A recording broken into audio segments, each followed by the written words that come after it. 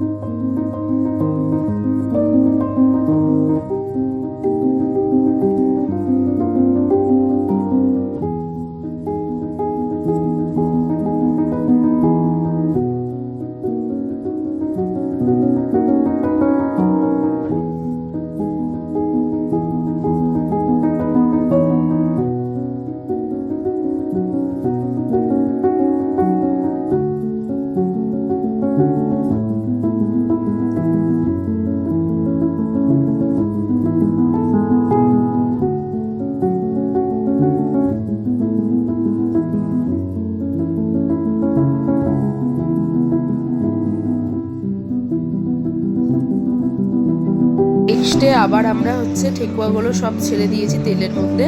তোমরা তো দেখতেই পাচ্ছ কি সুন্দর ঠেকুয়াটা। আমরা ভাবতেও পারিনি যে এতটা সুন্দর হবে। আমরা তো বিহারি না, আমরা তো বাঙালি, কিন্তু আমাদেরও ঠেকুয়া খাবার খুব ইচ্ছা করে। তো আমরা ভেবেছি, আমরা ইউটিউব দেখেই আমরা কিন্তু বানিয়েছি, যেটা সত্যি কথা বলছি। তো প্রথমে আমরা ভিডিওটা দেখার পরই আমরা আমাদের মতো করে বানিয়েছি। তো তোমাদের কাছে এই ভিডিওটা সেই কারণে আমরা শেয়ার করলাম। আর এই দেখো খুব সুন্দর, মানে এতটাই সুন্দর হয়েছে। আর এটা মাখাটা খুব সুন্দর হয়েছে বলেই মানে ঠেকুয়াটা ফুলছে না, ফুলতো না। প্রথমে ভেবেছিলাম কি যে বিস্কুট হয়ে যাবে, কিন্তু বিস্কুট হয়নি, একদম ঠেকুয়ার মতোই খেতে হয়েছিল। আমরা যখন পরে খেলাম তখনকার আমরা দেখলাম যে পুরোপুরি একদম ঠেকুয়ার মতোই খেতে হয়েছিল।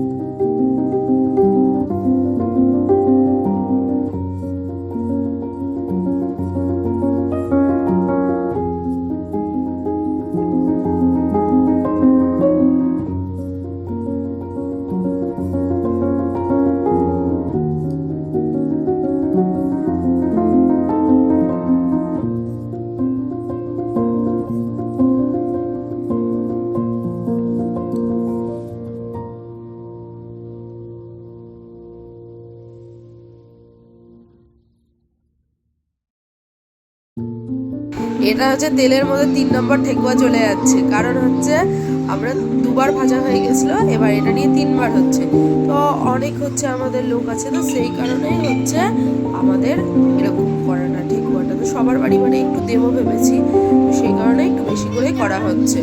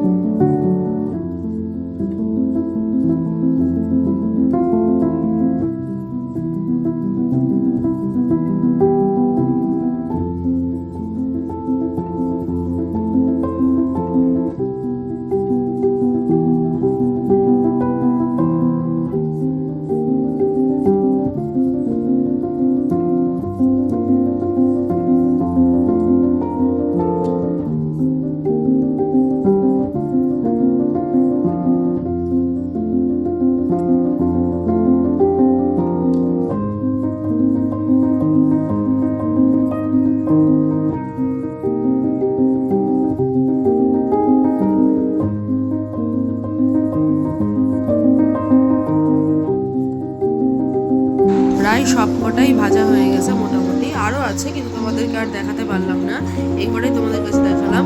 আরও অনেকটি আছে, ওটা আমরা পরে ভেজে নিব। আর এখানে তোমরা দেখতেই পাচ্ছ ঠেকুয়াটা এত সুন্দর করে মানে ভাঙা হচ্ছে, ঠেকুয়ার ভেতরটাও খুব মুচমুচা হয়েছে।